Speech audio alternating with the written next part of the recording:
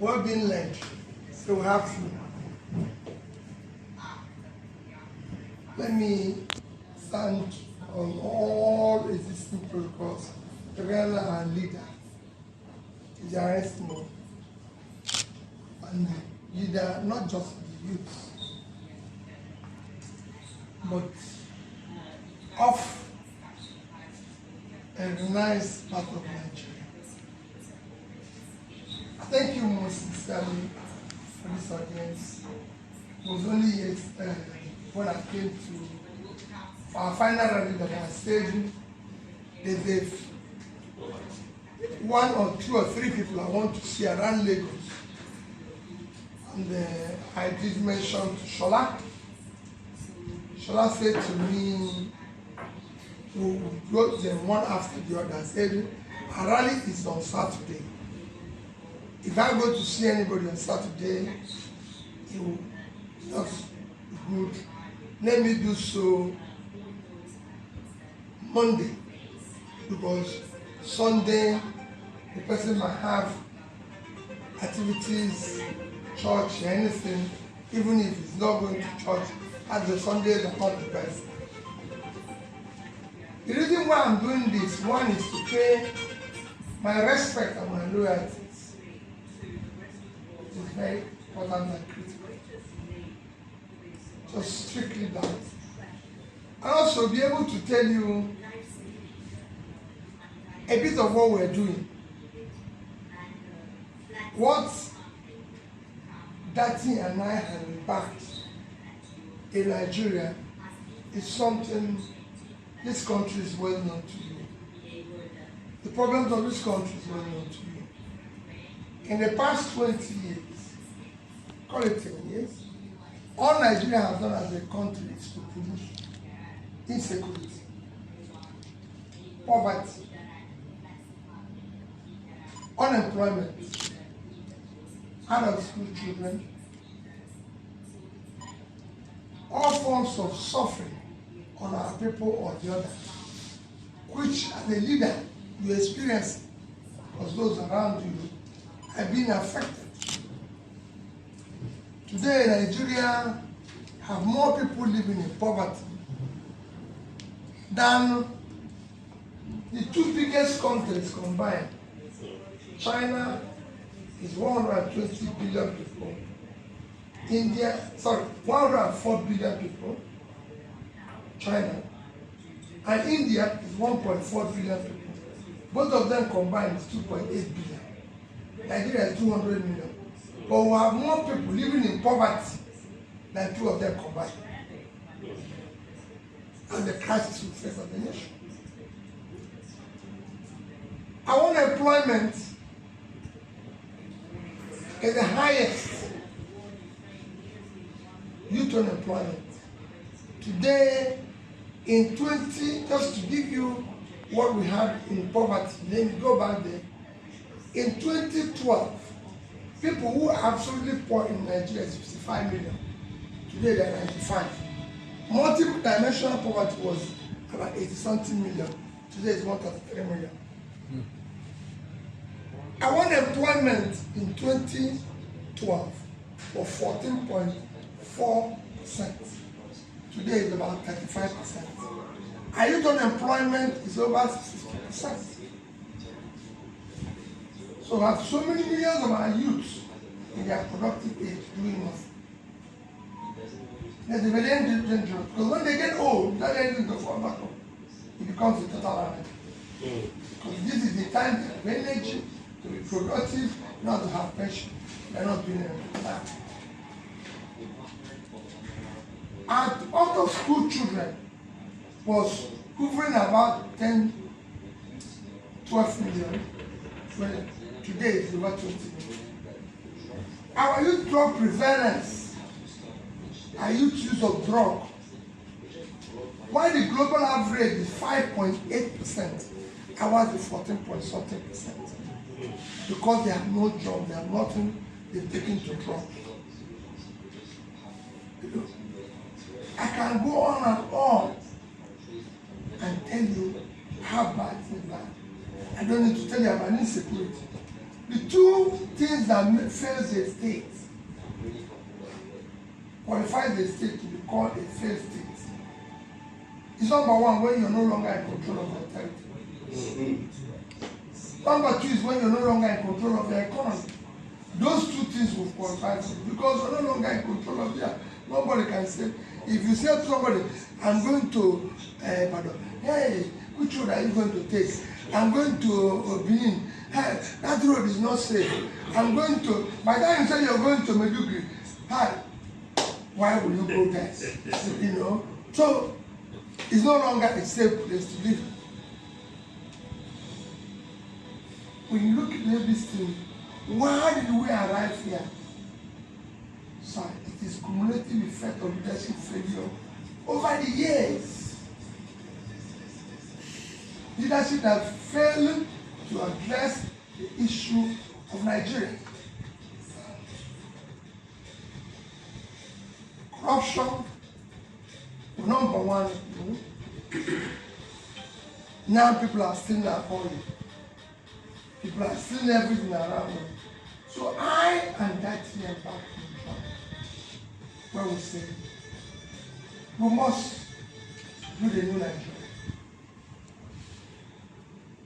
That new Nigeria is that first we must secure and unite this country. But provide security in this country. We must secure and unite this country. The enemy is no more formidable. The criminals are no more formidable. I've interviewed every agencies and I've found that they are no more formidable. However, it's lack of leadership. It's lack of getting a leadership that is responsive and responsible, reorganizing and security architecture to do the right thing, which we're going to do. Which we're committed to do. And working with leaders in various areas of the country. We want to unite the country. The country today is divided along ethnic lines, divided along religious lines, divided with. We want to change that. We want to have opportunity of building a Nigeria where people will say, I'm a Nigerian. Not that I'm from Southwest, I'm from Northeast, I'm from Southeast, I'm from this. How are you going to do it? By ensuring that you restructure the country. Where there will be justice, where there will be fairness, where there will be inclusiveness. So people know every section of Nigeria and what they call factor endowments that can make the place grow. We want a country that is ruled by rule of law, where there will be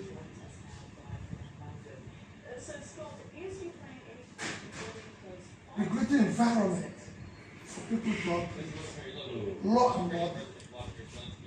We want to remove the country from its present conspicuous consumption to production.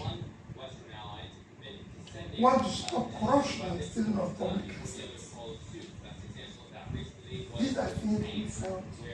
Today in Nigeria, every part of Nigeria can afford. The country is not productive. That is why it's not creating jobs. It's not doing anything because it's nothing. So, our country is 200 million people. Living on 923,000 square kilometers of land. First, it cannot feed itself. It cannot feed itself, which is what first we want to attack, because this country can feed itself. India is 1.4 billion people. India is not only just feeding itself, India exports agricultural products. India lives on 3.2 million square kilometers of land. We live on 923,000 square kilometers. So we have 1/3 of Indian land, and we are 1/7 of their population. So we have more land for cultivation. We have more land for cultivation. But 60% of our land, arable land, are cultivated. And when we talk about restructuring, people think it's any other thing. I said to them, the biggest assets of Nigeria, unexplored assets of Nigeria today, is in the north. Biggest physical asset. The vast uncultivated land in the north can change Nigeria. Our 3 biggest states can give us more money. Our agricultural space can give us 10 times what we are getting from oil that we're sharing. Our 3 biggest states can do that. Our #1 biggest state is Niger State. 76.3 thousand square kilometers of land. And 7 local governments in Niger State is under the management of bandits. Nobody can go there. And I've gone there to interview the bandits. They told me they have no job. But they live on the most fertile land in the surface of the earth. But they have no job. Niger State is 2.5 times the size of Netherlands. Netherlands is 3,000 square kilometers without water. In 2021, Netherlands did agricultural exports of $120 billion. Niger State gets for statutory allocation annually about 50 billion naira. That means if Niger State is able to cultivate 5% of what Netherlands did, they will earn $6 billion. At 650 naira per dollar is 3.9 trillion. 80 times what they get from statutory allocation. But because Nigeria is not a productive place, they are waiting for money to be shared. Our second biggest state is Borno, which is our hub. Borno is 70.9 thousand square kilometers of land. Sambisa area, which is the problematic area, is 60,000 square kilometers. That is 10 times the size of Israel. Israel is 22.1 times 3 is 66.3. They are 60,000. It's 10% minus what it was. So it's 10 times the size of Israel. But it has no value to anybody's life. I told the show of we will convert it into a farmland. That is what it is. Supposed to produce anything. Any other person that is living there has to go. That alone can change Nigeria, but it's not contributing anything. And this is how some have the first one. Our third biggest state is Taraba. Taraba is 54.4 thousand square kilometers of land. It is bigger than Belgium and Israel combined. These two, Belgium at 30.9 and Israel at 22.163. Taraba is bigger.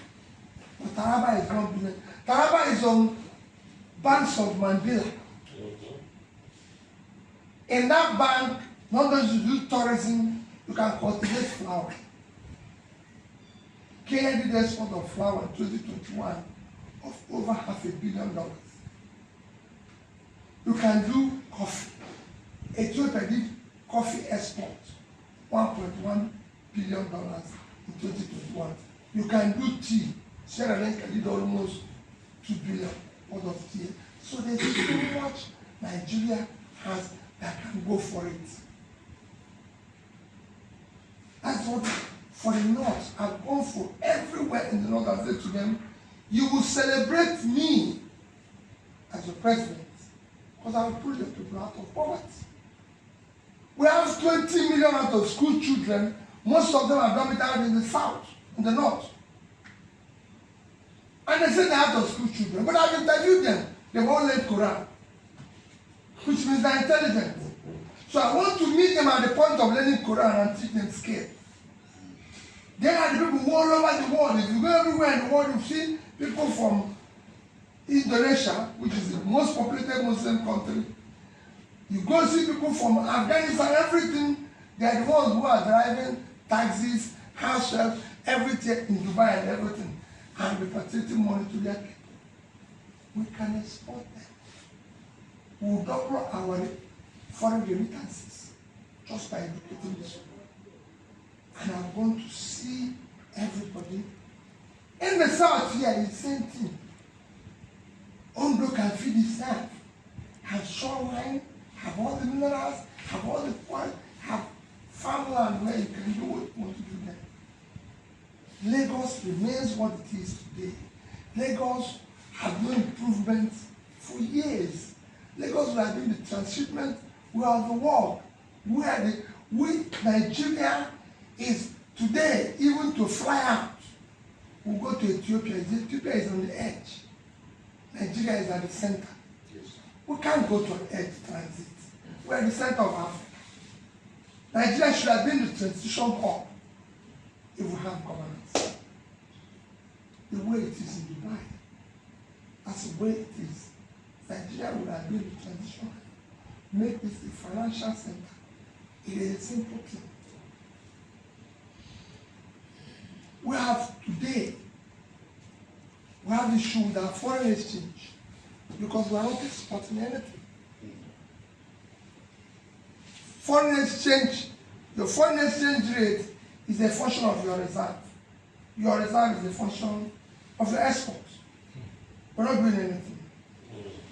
For a country this size, 200 million people living on 923,000 square kilometers of land. Our total export 2021 was 18.9 trillion naira. At 650 per dollar is about under 30, just about 30 billion. Excellency, are you quoting central bank rate or the normal outside rate? No, 650. 650 because I combine the two of them. What I do is I combine central bank, combine what I can buy it, because that's the official rate. Okay. The official rate is what is available outside. Okay. Because central bank rate, only people like you can get it, I can't get it. People like me can buy it. So I combine the two of them and find an average to know, because the other one is not available to be ordinary.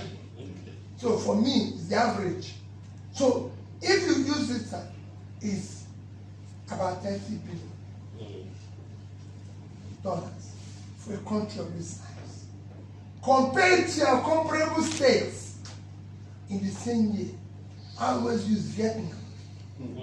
Vietnam is a country I know where they were a few years ago. Vietnam is 100 million people. So it's half of Nigerian population. Living on 331,000 square kilometers. So they live on a 1/3 of our land and half of our population. Their export is over $350 billion. We couldn't do 10% of what they did in the same year, including oil. They didn't export natural materials. They produced and exported manufactured goods. Vietnam did more in footwear, which you can call not the food. They didn't, food is not included. It's just the wear. They did more than that than we did in oil. Oil gave us about 15-point-something billion. They did 18 billion in footwear. And I have 60,000 shoemakers in Aba who are not doing anything, who have 30 minutes access to the sea for export, which we can change. What am I trying to do? There's factor endowment everywhere in Nigeria. So what we want to do is to start Nigeria that works for everybody. Nigeria that will work for everybody. When I mean it work for everybody, sir, it will work for everybody. And people will be proud to say, we are Nigerians. How we're going to do it is to start what I'm trying to explain to you today. Secure, unite Nigeria, make it productive, stop people from stealing public money. public money must be used for public good. If you have opportunity of serving, please serve the people and go home. This year's election, in 2 weeks' time, is to ensure that this election is not by tribe. No tribe is safe in Nigeria. No ethnic group is safe in Nigeria. It is bad for Yorubas. There's poverty in Yoruba land. It is bad for the Igbos. There's poverty in Igbo land. It is bad for the Hausas, for the Fulani, everywhere. No tribe is secure. The north, where the president and everybody is no more secure than here. So we don't want this election to be that. We want it to be election for Nigeria. We don't want an election by religion.